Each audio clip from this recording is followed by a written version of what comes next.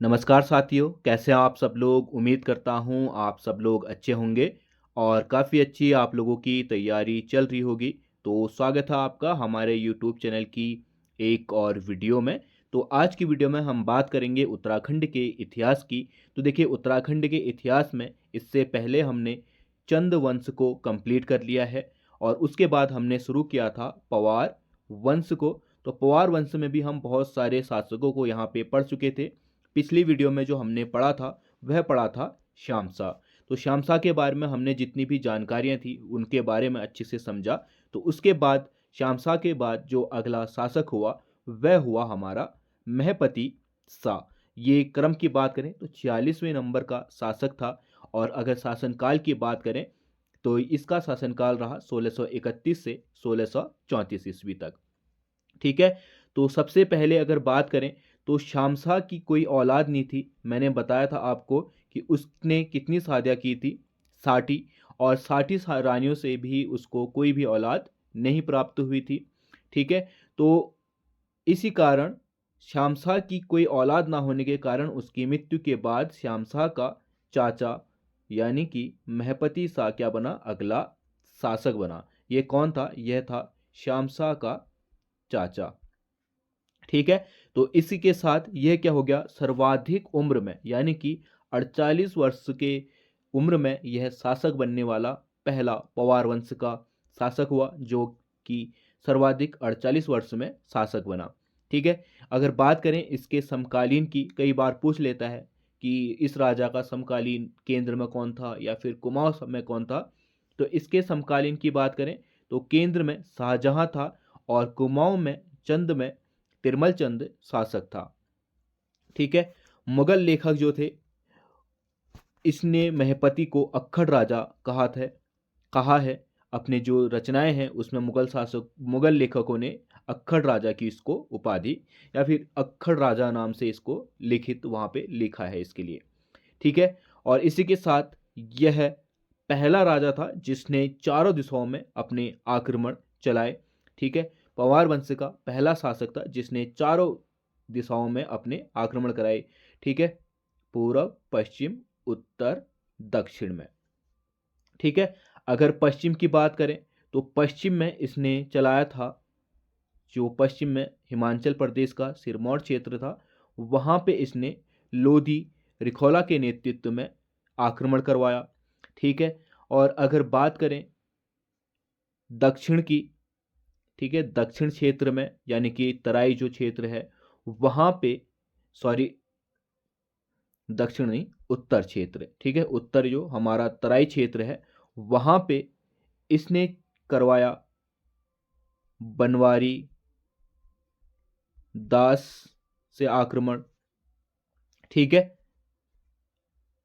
पश्चिम में लोधी रिखोला जिसने सिरमौर में चढ़ाई की, और लोधी रिखोला को ही गढ़वाल का रखवाला भी कहा जाता है। इंपोर्टेंट है, कई बार पूछ लेगा कि गढ़वाल का रखवाला किसे कहा जाता है, तो लोधी रिखोला का कहा जाता है। और यह किसका सेनापति था? महपति शाह का। इसने सिरमौर पर आक्रमण किया था।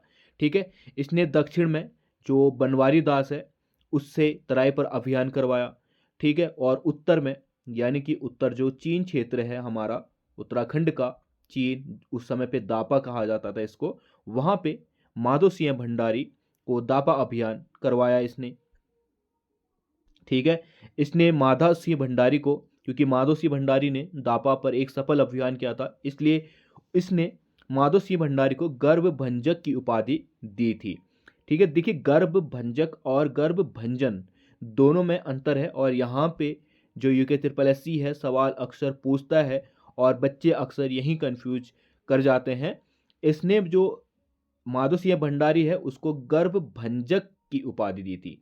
ठीक है। गर्भ भंजक यानी कि गर्भ भंजक यानी कि गर्भ को उजाड़ना। ठीक है। क्योंकि जो माधव सिंह भंडारी था एक वीर सेनापति था और उसने बहुत सारे जो सैनिक हैं उनको परास्त किया था, इसलिए इसको गर्भ भंजक यानी कि गर्भ को उजाड़ने वाले की उपाधि दी थी। और वहीं पे इसने स्वयं को गर्भ भंजन, ठीक है, और इसने स्वयं किस कौन सी उपाधि धारण की थी? गर्भ भंजन की उपाधि धारण की थी। तो इन दोनों में आप लोग अंतर करिएगा, क्योंकि ये अक्सर सवाल आता है। ठीक है, तो इसने जो दापा है, दापा पर कहा जाता है कि इसने 3 बार आक्रमण किया। पहला जो आक्रमण है 1632 में 12,000 सेना के साथ किया था। ठीक है, इसके बाद इसने, यहाँ पे मिसिंग है, लिखा नहीं है तो आप लोग नोट कर सकते हैं। इसके बाद इसने दूसरा अभियान 20,000 सेना के साथ किया था। ठीक है, जो पहला 12,000 सेना के साथ इसने आक्रमण किया था, इसमें 11,000, आप इसको नोट कर लीजिएगा अच्छे से, 11,000 तो क्या थे, बंदूकधारी थे। ठीक है, 11,000 बंदूकधारी सेनापति थे, और इसी के साथ जो छोटी छोटी टुकड़ियां थी, ठीक है, जिसमें तोपों का इस्तेमाल भी किया गया था। ठीक है, 20 टुकड़ियां अलग, जो 1,000 सैनिक बचे थे, वह 20 टुकड़ियों में विभाजित थे, जो कि तोपों के साथ आक्रमण किया था उन्होंने। ठीक है, फिर इसके बाद जो दूसरा अभियान किया था इसने, दूसरा अभियान किया था 20,000 सैनिकों के साथ इसने पुनः दापा पर अभियान किया। ठीक है, फिर इसके बाद जो तीसरा अभियान किया, वह किया बहुत ही कम सैनिकों में इसने तीसरा अभियान किया, यानी कि कुल 3 अभियान इसने दापा पर किए थे। ठीक है, इसी के साथ महपति शाह ने रोटी सूची प्रथा शुरू की थी, और माधोसिंह भंडारी जो कि इसका सेनापति था, माधोसिंह भंडारी के आज भी गढ़वाल में भड़ो गाए जाते हैं, यानी कि वीर गाथाएं गाई जाती हैं। तो माधोसिंह भंडारी का एक मुख्य कार्य रहा है कि इनने मलेथा की गूल का निर्माण कराया, जो कि आज तक अपने अस्तित्व में है। तो जो माधो सिंह भंडारी है, इनका गांव एक पहाड़ी पर था जहां पे पानी की बहुत समस्या थी। तो इन्होंने वो पहाड़ी को काटकर एक गूल का निर्माण कराया, जिसे मलेथा की गूल कहा जाता है, और यह आज भी आपको मिल जाएगी, जिस कारण आज भी गढ़वाल क्षेत्र में माधो सिंह भंडारी को आज भी एक वीर के रूप में जाना जाता है, और इनके भड़ो यानी कि वीर गाथाएं आज भी गढ़वाल क्षेत्र में गाई जाती हैं। आप यूट्यूब में सर्च करेंगे मलेथा की गूल, तो बहुत लंबी गूल है, जिसमें से आज भी इनके गांव में पानी आता है, और उस गूल का निर्माण किसने कराया था, माधो सिंह भंडारी ने, और ये किसका सेनापति था, महपति शाह का। ठीक है, और इसी के साथ इसने क्या किया, बाद में अपने कुछ आंतरिक षड्यंत्रों के कारण इसने अपने सेनापति लोधी रिखोला की हत्या करवा दी, क्योंकि इसकी कानाफूसी के कारण किसी ने इसको अपने सेनापति लोधी रिखोला के लिए भड़का दिया। जो राजा वहाँ पे अन्य लोग थे राज दरबार में, उन्होंने भड़का के, जिसके कारण इसने शक के बिहाफ पे लोधी रिखोला की हत्या करवा दी।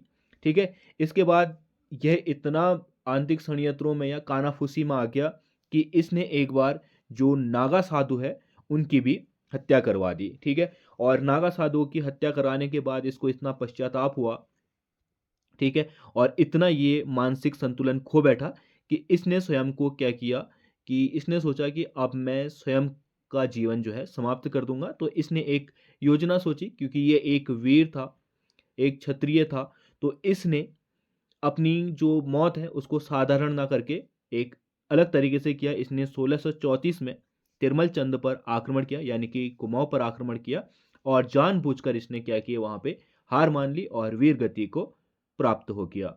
ठीक है, तो मौला राम ने इसको महाप्रचंड भुंज दंड का कहा है, यानी कि उपाधि इसको दी है। ठीक है, फिर महपति शाह के बाद अगला शासक आया 47वें नंबर का पृथ्वी शाह।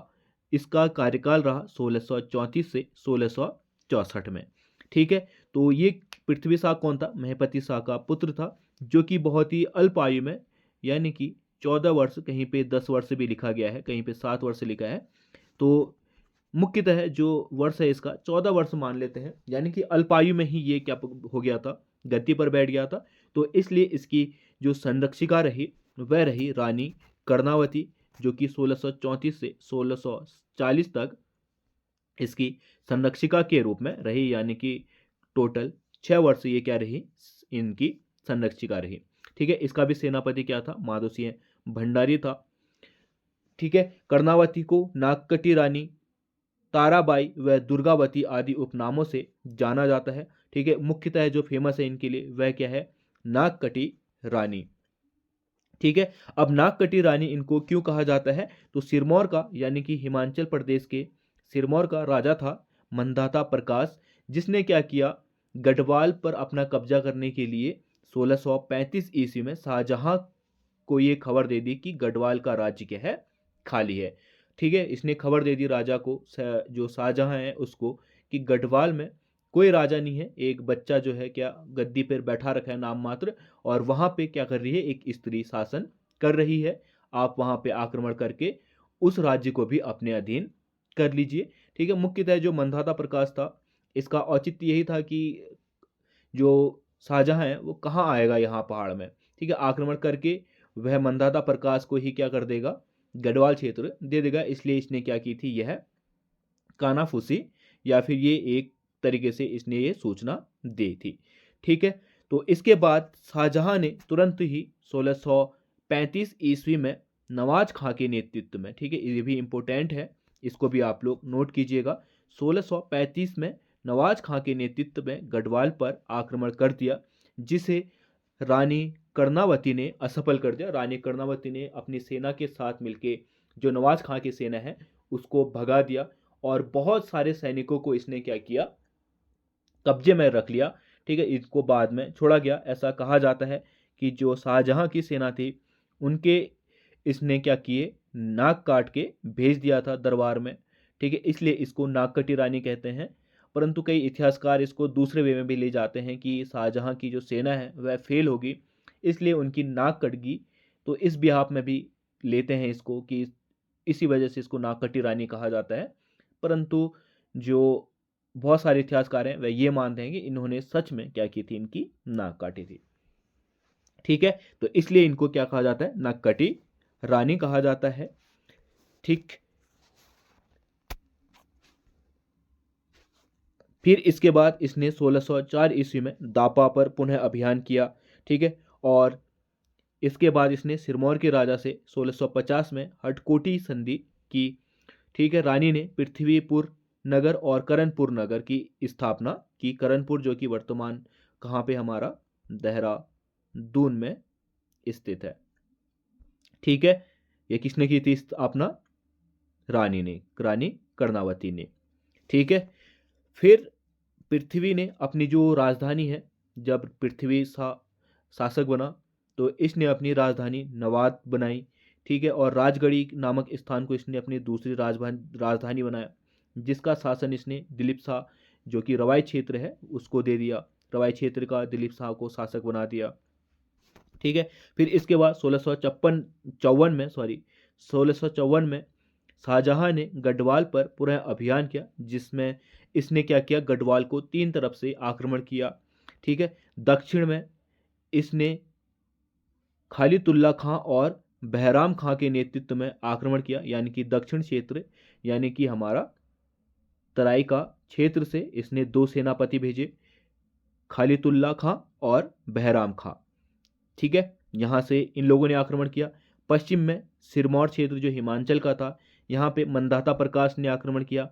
और पूर्व में क्योंकि चंद शासक से भी इसके अच्छे संबंध थे, तो बाज बहादुर चंद ने यहाँ पे क्या किया, आक्रमण किया, और इसने जूनियागढ़ पर अपना कब्जा भी कर लिया। ठीक है, तो इस युद्ध में जो है शाहजहां एक तरीके से विजेत रहा, और इसने जो दून भाबर क्षेत्र है उसको क्या कर लिया, कब्जे में ले लिया। यानी कि दून भाबर क्षेत्र अब किसके अधीन हो गया, मुगलों के अधीन हो गया। ठीक है, दून यानी कि देहरादून, और भाबर क्षेत्र जो है अब मुगलों के अधीन था।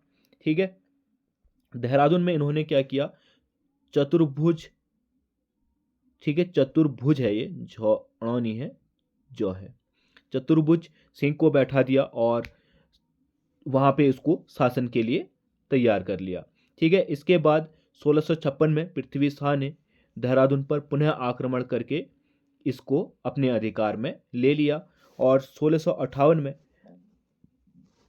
जब शाहजहां की मृत्यु के बाद इनके बच्चों में एक तरीके से विरोध हुआ था, तो दारा सिको का पुत्र क्या था, सुलेमान सिको, वह क्या हुआ था, उत्तराखंड भाग के आ गया था। ठीक है। और सुलेमान सिको पहले कहाँ जाता है, हमारा चंद शासन में जाता है। चंद में मैंने आपको बताया था कुमाऊं जाता है, जहाँ पे चंद शासक इसको कहाँ भेज देता है, गढ़वाल में।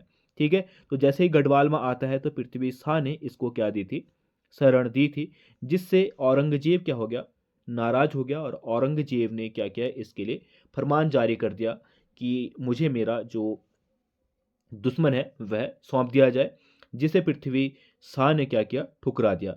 जिसके बाद औरंगजेब ने आक्रमण किया।